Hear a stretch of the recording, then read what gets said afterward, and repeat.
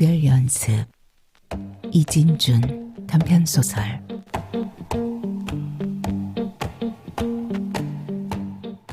정 여사는 지죽이 흔들리는 소리에 밤새 뒤척거리다가 새벽 일찍 일어났다. 한동안 안 들리던 그 소리가 간밤에 다시 들렸다. 그녀가 눈을 뜨니 우르르릉 우르르릉 KTX가 지나가는 소리가 요란했다. 창밖이 뿌옇게 밝아오고 있었다. 고개를 돌리니 남편이 곁에서 세상 모르고 자고 있었다. 그 모습을 잠시 물끄러미 바라보다가 고개를 숙여 얼굴을 자세히 들여다보았다. 눈꼬리에 눈물 자국인지 눈곱인지 붙어 있었다. 정 여사는 화장실로 가서 가재 수건에 물을 묻혀와 남편의 눈 주위를 닦았다. 차가운 감촉에 남편이 몸을 뒤척이다가 돌아 누웠다. 미안해요. 그녀는 남편의 머리를 쓸어넘기며 말했다. 그녀의 손가락 사이로 남편의 백발이 엉킨 실타래처럼 끼었다. 그동안 고생 많았어요. 고마워요. 그리고 미안해요. 그래도 우리 그만하면 잘 살았죠? 정 여사는 남편의 얼굴을 쳐다보며 잠시 혼잣말하고는 일어나서 옷을 갈아입었다. 어느 사이 겨울의 초입에 들어섰는지 방 안에 냉기가 깔려 있었다. 정 여사는 남편의 앙상한 등에 이불을 다시 한번 여며주고 부엌으로 나왔다. 지난밤에 저녁을 먹고 귀찮아서 버려둔 부엌이 폭탄을 맞은 듯이 어지러웠다. 그 광경에 갑자기 막막했다. 어디부터 손을 대야 할지 몰랐다. 이 집도 오늘이 마지막이다. 문득 그런 생각이 드니 마음을 걷잡을 수 없었다. 그녀는 억지로 마음을 꾹 누르고 팔을 걷어붙였다. 그러나 온몸에서 힘이 빠지면서 만사가 귀찮아져서 잠시 식탁 의자에 주저앉아 집안을 둘러보았다. 집이 휑했다. 오늘따라 왠지 집이 제 집 같지 않았다. 앞으로 이 집에서 혼자 살 생각을 하니 왈칵 무서워졌다. 그 순간 정 여사는 무엇인가를 찾듯이 황급히 허둥거리며 안방으로 가서 문을 벌컥 열었다. 남편이 등을 돌린 채 자고 있었다. 무심하긴. 정 여사는 그제야 안도하며 다시 부엌에 와 마음을 다잡고 설거지를 시작했다. 평소라면 둘이 사는 살림이라 치울 것이 별로 없었으나 어제 저녁에 아들 내외가 다녀가서 씻을 그릇이 많았다. 며느리가 씻고 가겠다는 것을 만류했다. 이런 일마저 없으면 무슨 낙으로 살아. 됐다. 그냥 가거라. 그녀는 그렇게 말하며 며느리를 부엌에서 내보냈다. 정 여사는 남편이 깰까 걱정되어서 조심조심 소리를 죽이며 그릇을 하나씩 씻어서 건조대에 엎었다. 남편의 밥그릇을 씻을 때는 자신도 모르게 울음이 복받쳐서 꾹꾹 마음을 눌러야 했다.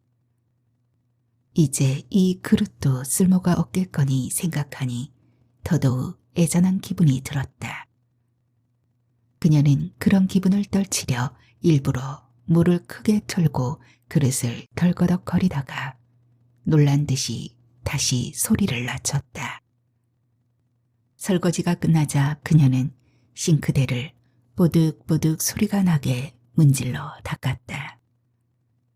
오랫동안 방치한 때가 잘 지워지지 않아서 베이킹소다를 싱크대에 뿌리고 다시 문질렀다. 그제야 싱크대에 윤기가 돌기 시작했다. 그렇게 한참 소란을 피우고 나니 어깨가 뻐근했다. 부엌 청소를 끝낸 후 정 여사는 다시 의자에 앉았다. 팔로 어깨를 주무르며 창밖을 내다보는 눈에 베란다의 꽃들이 들어왔다. 일어나서 베란다로 나갔다. 며칠 있고 물을 주지 않아서 잎이랑 꽃대가 축 늘어져 있다. 정 여사는 얼른 바가지에 물을 받아서 화분마다 쏟아 부었다. 꽃에 물을 다 준 후 그녀는 다시 거실로 들어오려다 말고 난간에 기대 아래를 내려다 보았다. 아파트 아래 저음한 지역에 뒤얽힌 철로가 보였다. 그 위로 전동차들이 오가고 있었다. KTX가 지나갈 때면 지축이 흔들리는 소리가 들렸다. 그 진동에 새삼 울렁증이 느껴졌다. 중학교를 졸업하자마자 친척 언니 말만 듣고 무작정 기차를 타고 올라와 내린 게 이곳 역이었다. 그땐 도시에만 가면 돈을 그저 벌 줄 알았다. 철딱서니가 없어도 한참 없었지 누가 그렇게 고생할 줄 알았을까. 정 여사는 잠시 그런 생각을 했다. 52해 전 그녀가 기차를 타고 내렸을 때 보았던 역사는 오래전에 헐리고 그 자리에 고층 빌딩이 들어섰다. 철로 위를 달리는 차도 디젤 기관차에서 KTX로 바뀌었다.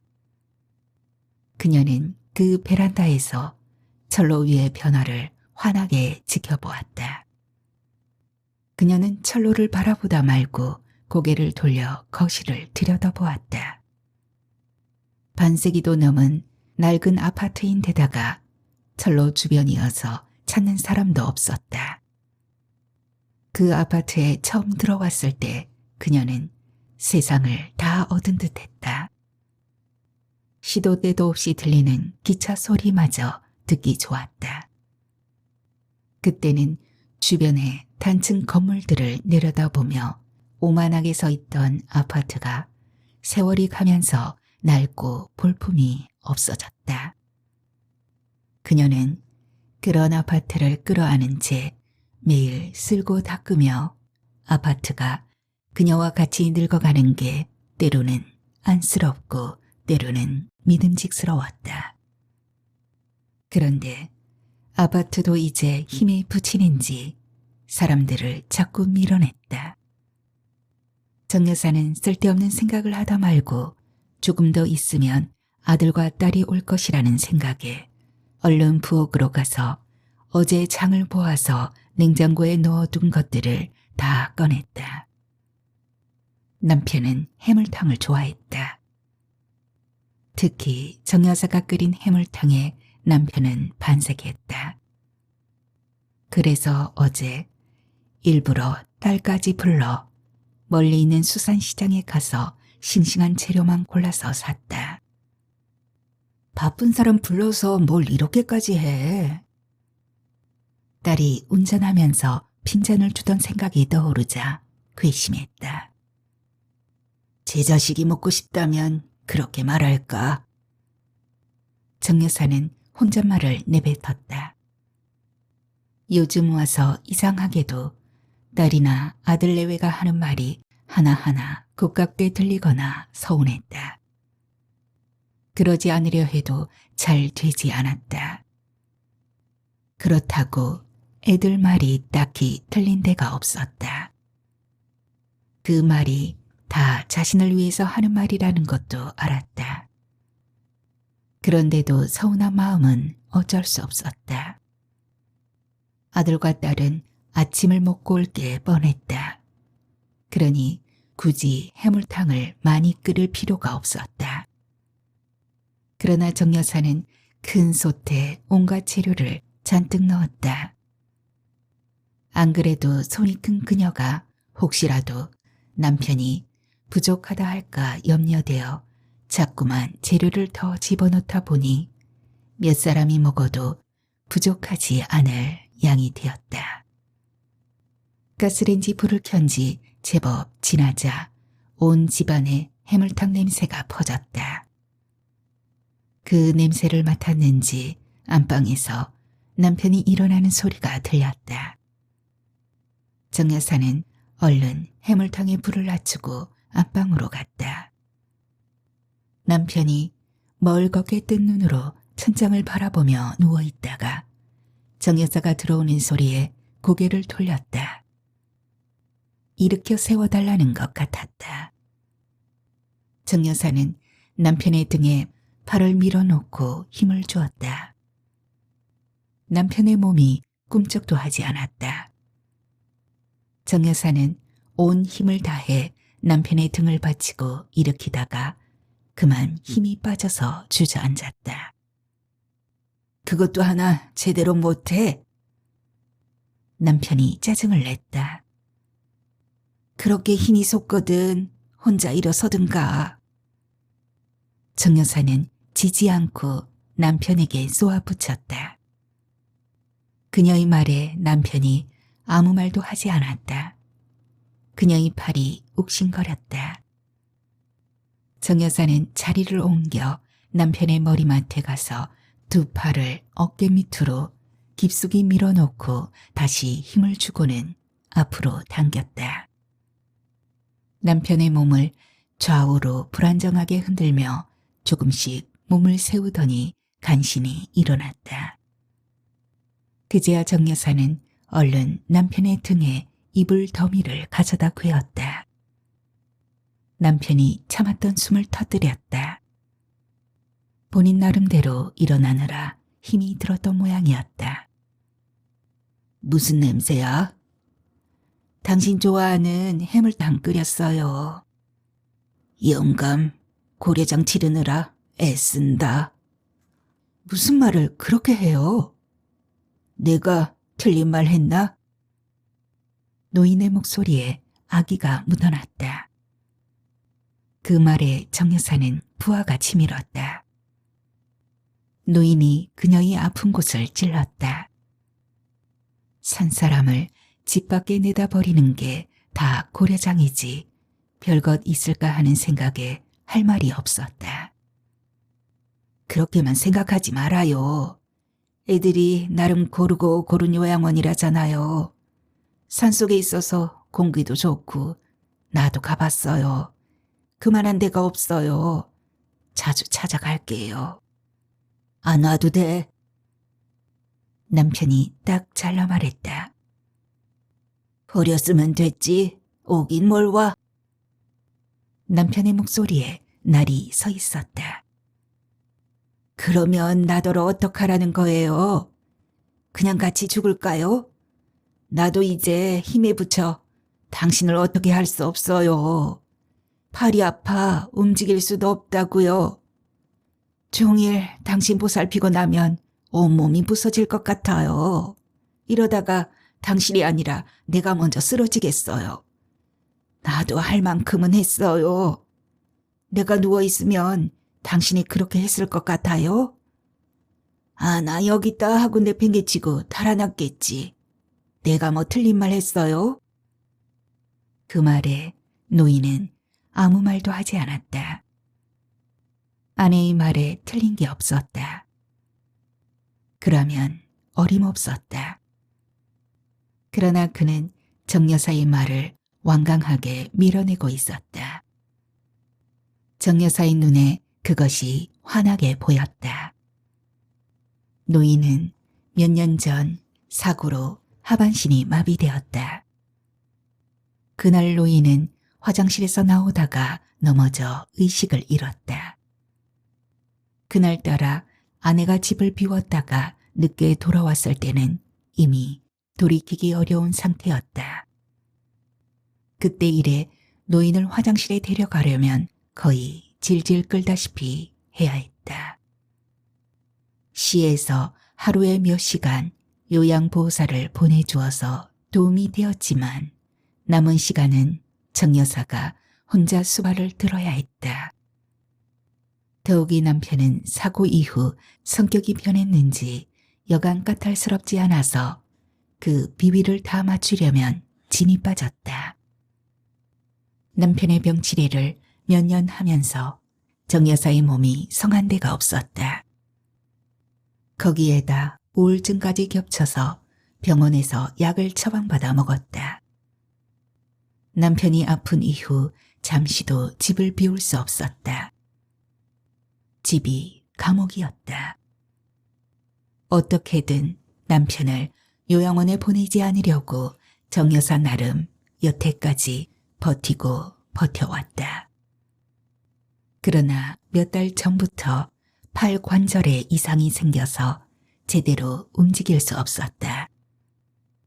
그녀의 몸과 마음이 모두 지쳤다. 그래서 자식들의 강권에 못 이겨 요양원에 보내기로 했다. 차라리 요양원에 보내는 게 나을 것 같았다.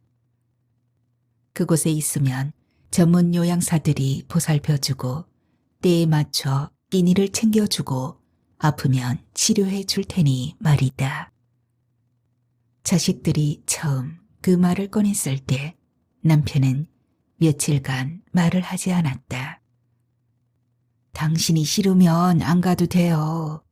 어떻게든 버티겠지요. 정 여사는 남편에게 결국 그렇게 말했다.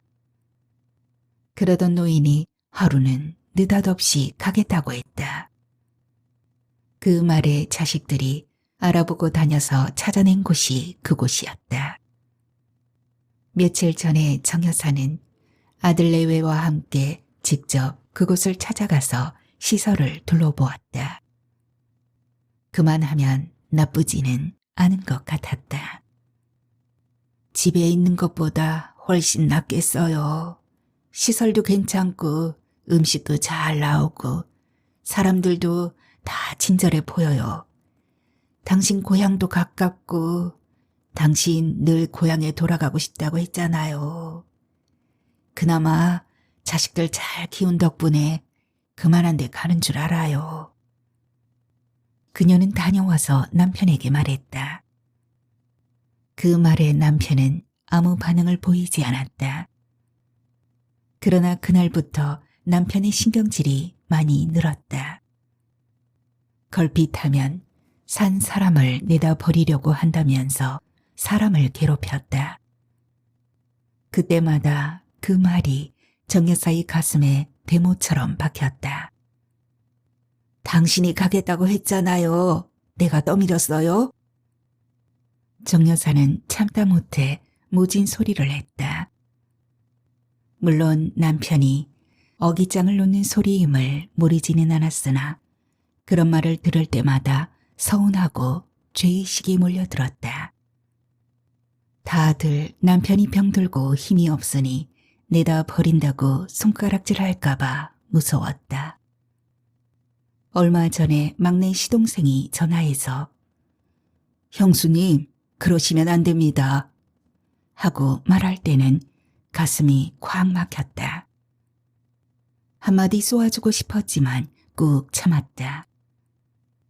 여자의 요양병원은 옛날하고는 다르다는 걸 시동생도 모르지 않을 텐데 일부러 그녀의 가슴에 묻히라는 것 같았다. 형님이 아프다고 해도 코빼기 한 번 내민 적 없으면서 무슨 참견이야? 그녀는 그렇게 생각하며 시동생의 말을 떨쳤다.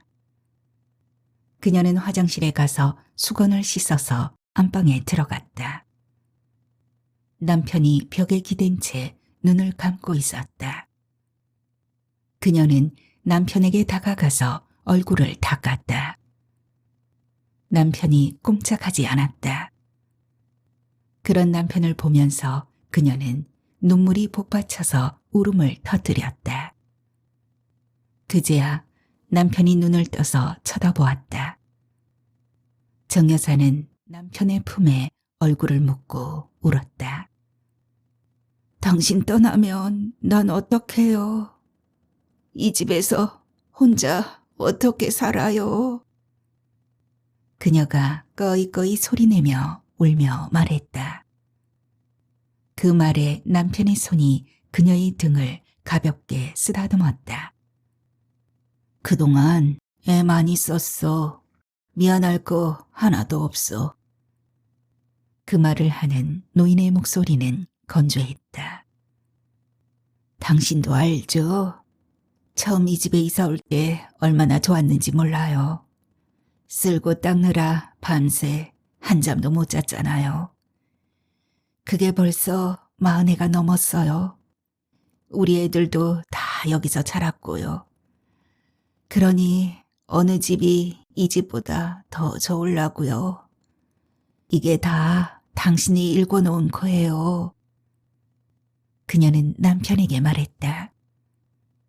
그녀는 처음 이 도시에 와서 봉제 공장에서 일하다가 잠시 버스 안내양을 했다. 그러고는 다시 재봉사로 일했다.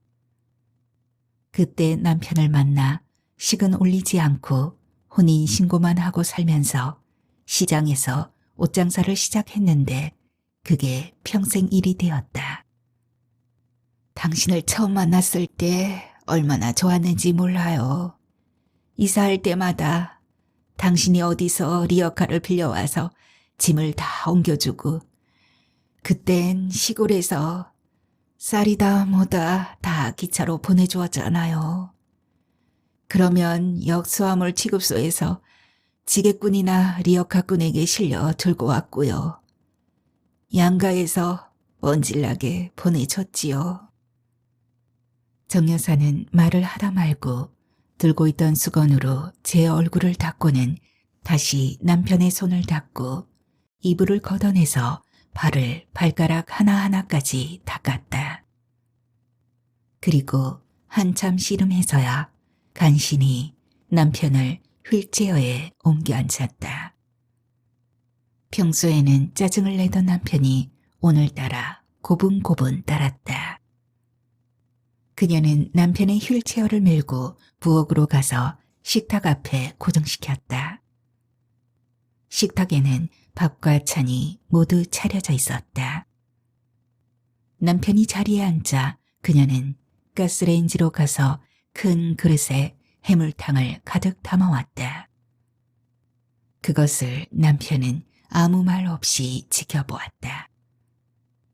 그녀가 맞은편 자리에 앉아 남편의 숟가락을 손에 쥐어주었다. 나도 손 있어. 애 취급하지 마. 남편이 불퉁거렸다. 애들은 아침 먹고 오겠죠. 그런데 뭘 이렇게 많이 차렸어? 당신 많이 드시라고요. 죽으러 가는 사람 잘 먹고 가라는 건가? 그렇게 내 가슴에 못을 박아야 시원해요? 정 여사가 목소리를 높였다. 안 그래도 가뜩이나 괴로운데 당신까지 왜 이래요? 내가 뭘? 됐어요. 이러다 싸우겠어요. 그만하고 어서 들어요. 정 여사가 그렇게 말하고 먼저 수저를 들었다. 남편은 정 여사를 물끄러미 쳐다보더니 숟가락을 들어서 해물탕 국물을 떴다. 손이 떨려서 국물이 모두 식탁에 떨어졌다. 정 여사는 못 본 척했다. 노인이 몇 번이나 애를 썼으나 번번이 국물이 다 쏟아졌다. 보다 못한 정 여사가 남편의 곁에 다가가 앉아서 숟가락을 빼앗았다. 이리 줘요. 됐어. 내가 할 거야. 날 송장 취급하지 마. 노인이 완강하게 숟가락을 내놓지 않았다. 정 여사는 기어코 남편의 숟가락을 빼앗아 쥐어서는 국물을 떠 남편의 입에 밀어넣었다. 노인은 의외로 아이처럼 순하게 입을 벌려서 국물을 받아먹고 입맛을 다셨다. 어때요? 시원하네. 당신 해물탕 솜씨는 어디 내놓아도 부끄럽지 않아. 앞으로 이 맛을 못 볼게. 가장 아쉬워. 노인이 칭찬했다. 정 여사는 노인의 밥을 떠먹이고 고기를 발라 입에 넣어 주었다. 노인은 잘 받아먹었다. 그 모습에 다시 울음이 복받치는 것을 간신히 눌렀다. 노인은 해물탕 한 그릇을 다 비웠다. 두 사람은 식사를 끝내고 그냥 식탁에 앉아 있었다. 당신 고생 많았어. 이제 편하게 살아. 노인이 정 여사를 빤히 쳐다보며 말했다. 그 목소리가 눅눅했다. 현관벨이 울리는 소리가 났다. 정 여사가 문을 여니 딸이 요란하게 들어왔다. 아버지, 아침 드셨어요? 부엌에 들어온 딸이 상을 보고는 물었다. 그래, 넌 아침 먹었어? 정 여사가 딸에게 물었다. 밥 먹을 시간이 어디 있어. 애아빠 출근시키고 애들 학교 보내고 불이 나게 왔는데. 우리 엄마 해물탕 끓였네. 그 말을 하며 딸이 의자에 주저앉더니 정 여사의 숟가락을 집어들어 해물탕 국물을 떴다. 됐다. 새로 퍼줄 테니 잠시만 기다려라. 됐어. 배 안 고파. 안 고프긴 많이 끓여놓았다. 이따가 갈 때 퍼가거라. 그렇게 말하며 정 여사는 부엌에 들어가서 새 그릇에 해물탕을 퍼내고 밥을 내놓았다. 딸은 식탁에 바싹 다가앉아 먹었다. 난 왜 이 맛이 안 나지? 그녀는 먹으면서 정 여사를 쳐다보며 물었다. 그런 사이 다시 현관벨이 울리고는 아들 내외가 들이닥쳤다. 아들 내외도 아침을 들지 않고 왔다고 해서 정 여사는 때 아니게 자식들 아침을 차리느라 분주했다. 집안이 시끌벅적하니 좋았다. 매일 이렇다면 얼마나 좋을까 생각하니 마음이 아팠다. 남편도 그걸 아는지 자식들이 밥 먹는 모습을 쳐다보았다. 한바탕 소란이 끝나자 집안에는 다시 깊은 침묵이 흘렀다. 정 여사는 휠체어를 끌고 안방으로 가서 남편의 옷을 갈아입혔다.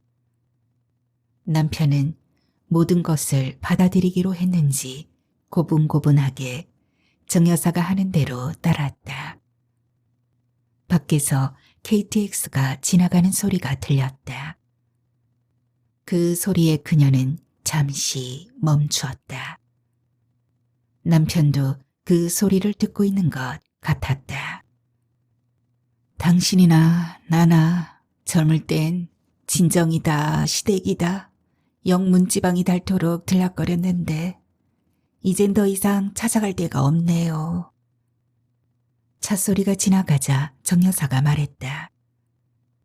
남편은 그녀의 말을 못 들었는지 아무 말도 하지 않았다. 그녀는 잠깐 눈을 감았다. 인근 동네가 제 손금 들여다보듯 훤히 떠올랐다. 동네 어느 한 구석 그녀의 발길이 닿지 않은 데가 없었다. 특히 술집이라면 어디든 눈을 감고도 찾아갈 수 있었다. 그곳 어딘가에 늘 남편이 있었다. 이제 어디를 찾아갈 거나. 그녀는 실없는 생각을 하다 말고 얼른 떨치고 남편의 옷을 마저 입혔다. 마침내 준비가 다 끝났다. 따로 챙겨갈 것은 없었다. 입은 옷 한 벌이 가져가는 것 전부였다. 요양원에서는 아무것도 필요하지 않았다. 정 여사는 잠시 망설이다가 남편을 안았다. 남편이 몸을 비틀었다. 가만히 있어요. 정 여사가 남편을 꼭 안은 채 말했다.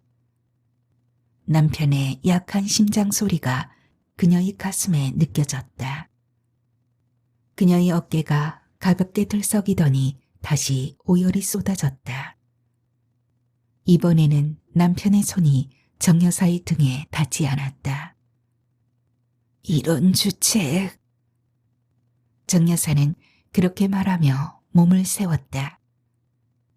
애들이 볼세라 얼른 화장실에 가서 나철 씻었다. 화장실에서 나오다 보니 남편의 눈자위가 불그스레했다. 그녀가 휠체어를 끌고 거실로 나오자 아들이 얼른 다가와서 잡고는 현관으로 몰았다. 잠깐만 멈춰라. 한번 둘러보고 가야지. 현관에 도착하자 노인이 아들에게 말했다. 그 말에 온 가족이 그 자리에 얼어붙은 듯이 멈추었다. 아들이 천천히 휠체어를 돌려서 부엌에 들어갔다가 작은 방을 둘러보고는 마지막으로 방금 나온 안방문을 다시 활짝 열었다. 노인은 잠시 방 안 풍경을 살펴보았다. 됐다. 그만 가자. 그 말에 곁에 있던 딸이 기어이 울음을 터뜨렸다. 그만해라. 그동안 다들 고생했다. 가자. 노인이 단호하게 말했다. 그 말에 아들이 다시 휠체어를 몰았다. 곧 현관문이 열리고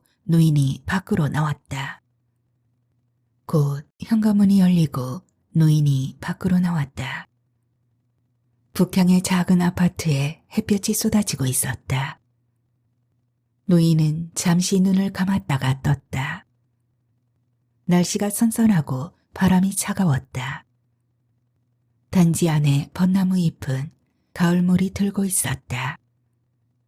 정 여사가 남편의 담요를 여며주었다. 아들이 긴 복도를 따라서 휠체어를 몰았다. 휠체어의 달달거리는 소리만 들렸다. 휠체어가 엘리베이터를 빠져나와 바깥으로 나오자 아들이 여동생에게 휠체어를 맡기고는 주차장에 가서 차를 몰아서 현관 앞에 세웠다. 그리고 곧 노인을 안아서 뒷자리에 앉혔다. 노인의 몸이 건불처럼 가벼웠다. 그는 휠체어를 접어서 트렁크에 넣었다. 며느리가 아들 옆에 앉았다. 정 여사는 딸의 차 뒷자리에 앉았다. 노인은 창문을 내리고서 아파트 입구를 물끄러미 쳐다보았다.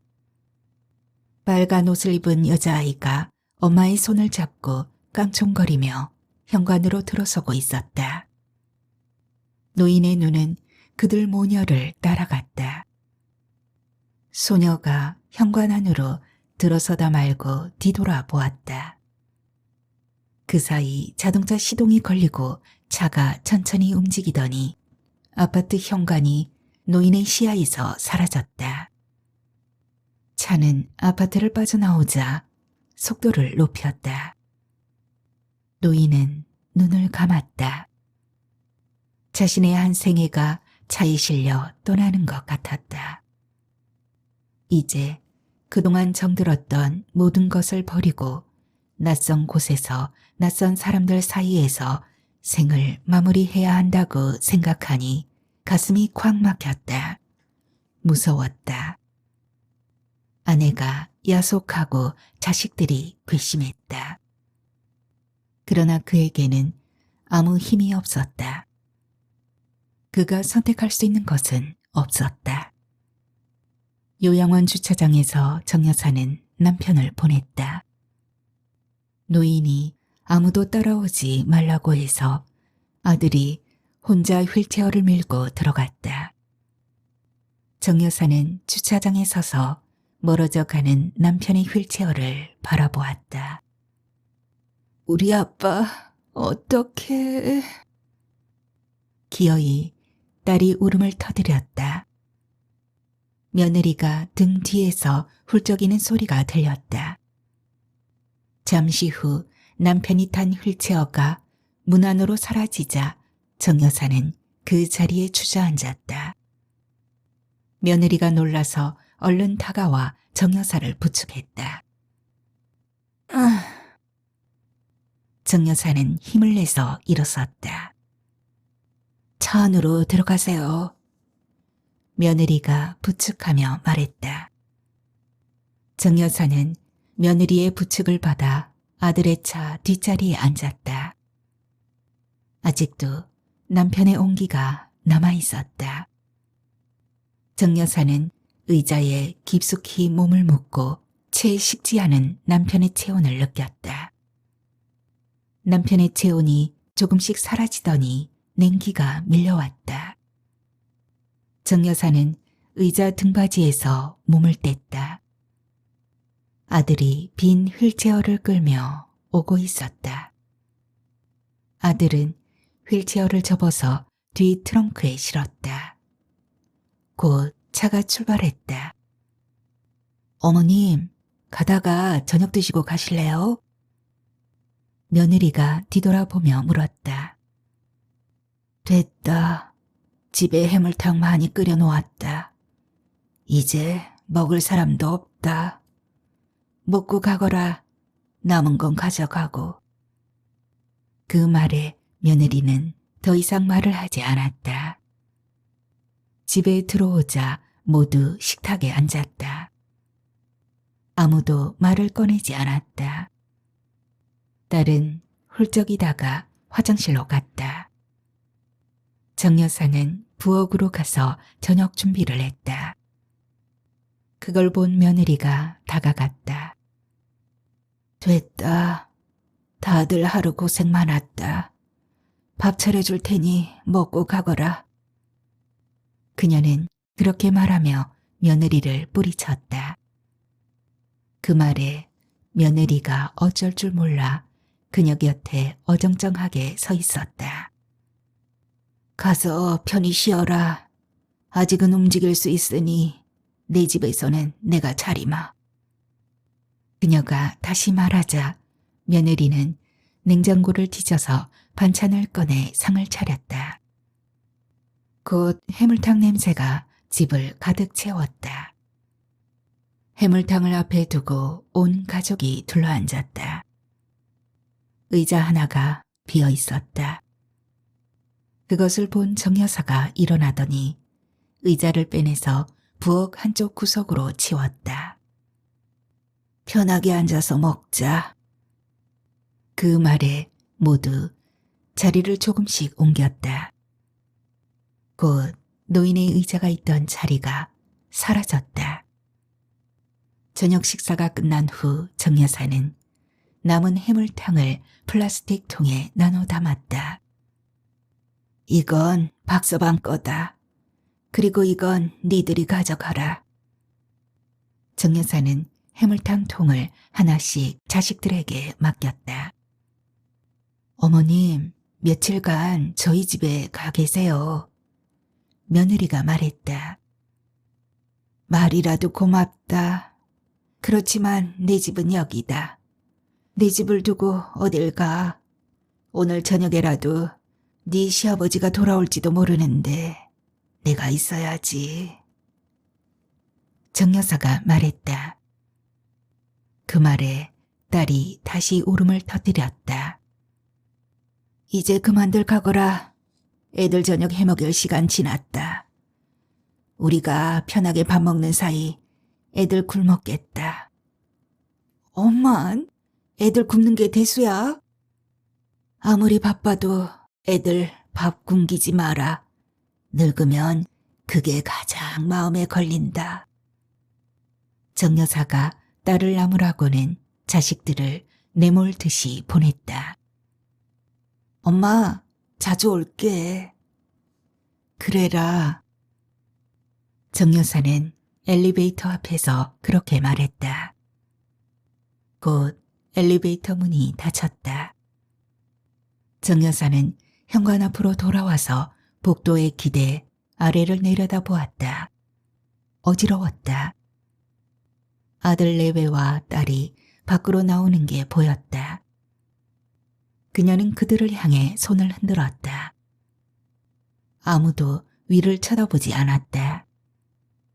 잠시 후 차 2대가 나란히 아파트 단지를 빠져나갔다. 그 순간 하루 종일 자식들에게 약한 모습을 보이지 않으려고 애썼던 마음이 허물어져 내리며 그녀의 몸이 휘청거렸다. 정 여사는 손으로 벽을 더듬어 집 안으로 들어서다가 현관문 안에 우뚝 섰다. 집안이 낯설고 자신이 어디에 있는지 혼란스러웠다. 그녀는 허둥거리며 벽을 손으로 짚었다. 그녀에게 익숙한 세상이 증발해 버리고 그녀만 다른 세상에 혼자 남겨진 것 같았다. 그녀는 무서웠다. 그녀는 와들와들 떨면서 그 자리에 주저앉았다. 세상이 빙글빙글 돌았다. 지독한 어지럼증이 몰려왔다. 지축이 흔들리는 소리가 났다. 그녀는 그대로 거실 바닥에 엎드린 채 누웠다. 남편을 버린 죄를 몸이 벌하는 것 같았다. 한참 세상이 빙글빙글 돌더니 천천히 멈추었다. 조금씩 정신이 들었다. 그녀는 간신히 일어나서 안방으로 들어갔다. 방에 냉기가 가득했다. 사람 하나 빠져나간 게 이렇게까지 표가 나나 하는 생각에 등골에 오싹 한기가 훑고 지나갔다. 그녀는 침대에 누웠다. 곧 전화가 울렸다. 그녀는 손을 더듬어서 핸드폰을 쥐었다. 딸이었다. 왜? 엄마, 괜찮아? 괜찮다. 걱정하지 마라. 그래도 우리 집에 갈래? 됐다니까. 그래도는 무슨 애들 잘 챙겨 먹이고 박서방한테 잘해줘라. 그만 끊자. 내일 갈게. 올 필요 없다. 정 여사는 그렇게 말하고 전화를 끊었다. 그래도 딸이 살가웠다. 정 여사는 전화기를 내려놓고 멍하니 천장을 바라보았다. 천장에 남편과 함께 산 생애가 옛날 이야기처럼 지나갔다. 그 장면 속에서 처음 낯선 다방에서 단둘이 만나던 날의 남편 모습이 어제처럼 선명하게 떠올랐다.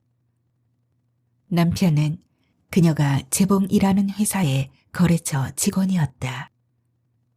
그때 그녀에게 남편은 하늘처럼 우러러 보였다. 그런 그 사람이 어느 날 만나자고 했다. 젊고 잘생긴 남자가 그녀 앞에 어색하게 앉아서 안절부절 못하는 게 귀여웠다. 남자의 머리에서 포마드 냄새가 났다. 그녀는 그런 남자를 수줍어하며 훔쳐보았다. 그녀는 그런 남자를 수줍어하며 훔쳐보았다. 그녀는 눈을 질끈 감았다. 그제야 피로가 몰려들었다. 정 여사는 자신도 모르는 사이 잠에 빠졌다. 정 여사는 한밤중에 잠을 깼다. 깜빡 꿈을 꾸었는데 꿈속에서 남편이 어떤 외딴 집에 혼자 있었다. 남편은 그녀에게 외롭다고 춥다고 하소연했다. 그 바람에 놀라서 잠이 깼다. 온몸에 한기가 몰려들었다. 고약한 꿈이었다. 집안이 깜깜했다. 정 여사는 일어나서 불을 켰다. 눈부신 빛이 쏟아져서 잠깐 현기증이 났다. 그녀는 밖에 나가서 온 집안의 불을 다 켰다. 화장실의 불까지 모두 켰다. 남편이 없는 집이 괴괴했다. 남편이 없으면 허전할 것이라는 생각은 했지만 이렇게 무서울 줄은 몰랐다. 그녀는 부엌에 가서 냉수를 한 잔 받아 마시고 빈 잔을 들고 식탁에 앉았다. 그리고 잠시 눈을 감았다가 떴다. 놀랍게도 남편이 맞은편 의자에 앉아서 그녀를 쳐다보고 있었다. 여보! 그녀가 놀라서 소리를 질렀다. 언제 왔어요? 방금 왔지. 무슨 생각하느라 내가 오는 것도 몰랐어. 그냥 당신 생각하고 있었어요. 미안해요. 미안하긴 미안한 걸로 따지면 내가 더하지. 남편이 다정하게 말했다.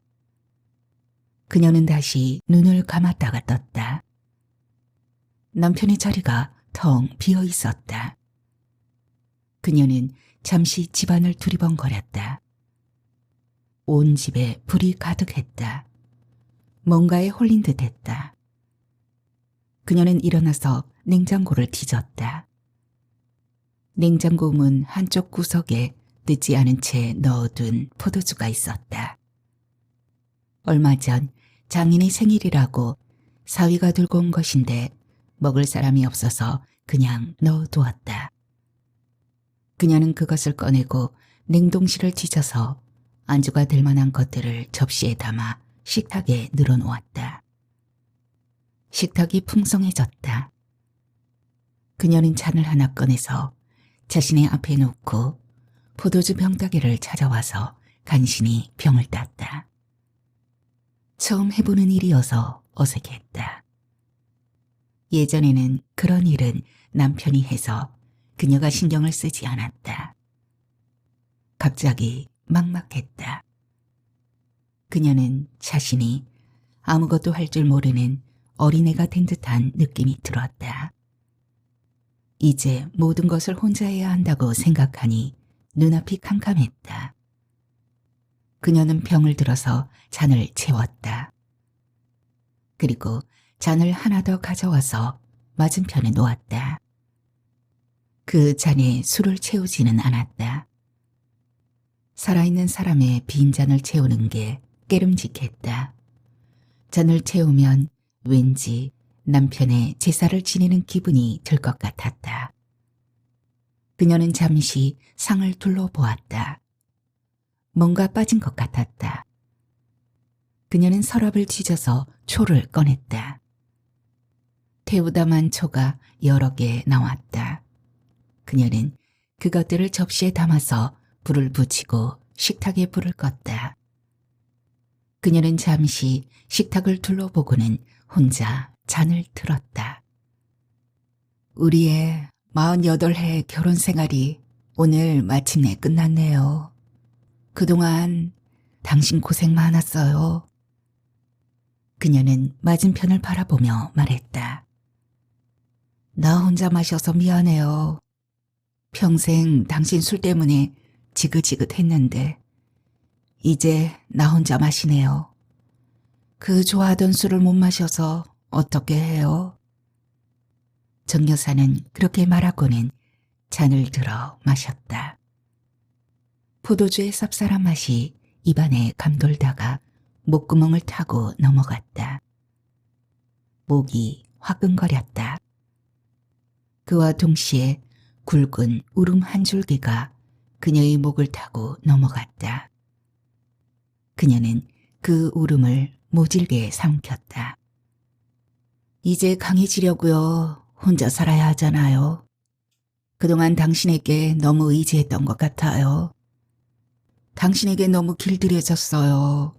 내게 남은 시간이 얼마인지 모르겠지만 이제부턴 당신의 아내도 아니고 애들 엄마도 아닌 정 5키로 한번 살아보려고요. 며느리와 아내와 엄마로서라면 살 만큼 살았어요. 괜찮죠? 젊은 애들이 화려한 싱글이라던데 나도 한번 그래보고 싶어요. 죽기 전에 말이에요. 이 말을 하고 보니 갑자기 당신에게 미안해지네요. 나 혼자만 화려한 싱글을 누리게 되어서 말이에요. 당신도 나와 산 이후 단 한 번도 화려한 싱글을 누려본 적 없잖아요. 당신 걸핏하면 애들이고 마누라고 다 버리고 훌쩍 떠났으면 했지요. 이제 그 뜻을 이루었네요. 당신도 나도 말이에요. 그래도 당신은 보살펴줄 사람들이 곁에 있잖아요. 난 혼자예요. 정말 이제 혼자 서야 해요. 가능하면 자식들에게 의지하지 않고 살아볼 참이에요. 이 두 발로 걸을 수 있는 한 말이에요. 그러다가 그 힘마저 빠지면 그땐 그때 가서 생각해보지요. 그 말을 하고 나서 그녀는 빈 잔을 채워서 식탁 맞은편으로 약간 밀어놓았다. 오늘 밤 당신 곁에는 내가 아닌 낯선 사람들이 있겠네요. 당신 예민해서 잠을 잘 잘 수 있을지 걱정이에요. 그렇지만 금방 적응할 거예요. 나도 그렇고요. 이제야 비로소 우리 두 사람 혼자 서는 법을 배우는가 봐요. 아마 지금쯤 당신도 잘 준비를 하고 있겠지요. 나도 이제 빈집에서 혼자 자는 연습을 해야 해요. 이러다가 어느 날 누구 한 사람 먼저 갔다는 소리를 듣겠지요. 그게 당신이 되었든 내가 되었든 괜찮아요. 이미 우린 결혼 생활을 마쳤고 이별 연습을 했으니 그때 잘 이겨낼 수 있을 거예요. 당신 같이 살기엔 쉽지 않은 사람이었어요. 거기다가 가진 것 없는 집 맏아들인 당신 만나 시댁 식구들 틈바구니에서 힘들었어요. 그건 당신도 알죠? 하지만 그것도 이젠 다 지난 일이에요. 당신과 산 한평생 좋은 일도 많았고 힘든 일도 많았어요. 이제 좋은 일만 기억하도록 애쓸게요. 당신도 그렇게 해보세요. 잘 자요. 당신. 정 여사는 그 말과 함께 다시 잔을 들어 마시고 식탁에 얼굴을 묻었다. 그녀의 어깨에 누군가가 손을 얹었다. 그 손이 너무나 부드럽고 따뜻했다. 그녀는 고개를 들어 천천히 뒤돌아 보았다. Well, I saddled up my shoes, headed out at dawn. Yeah, I saddled up my shoes, headed out at dawn. Ain't no place gonna hold me when the road keep rolling on. Left my baby crying, said you can't live that way. Left my baby crying, says you can't live that way. I told her love ain't chained down, it just comes and drifts away. Yeah.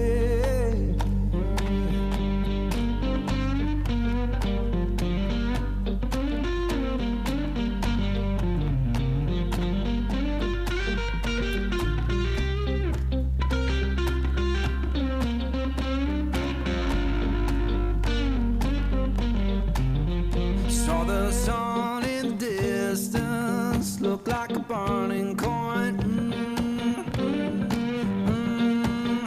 Saw the sun in the distance, looked like a burning coin.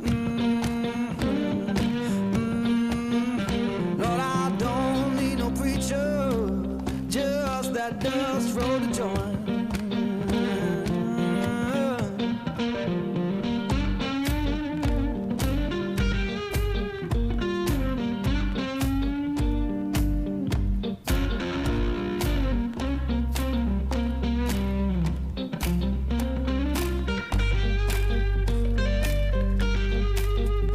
Now I'm rolling through the valley, wind hums through my head. Yeah, I'm rolling through the valley, wind hums through my head. You can tell my woman I'm gone. and I ain't coming back.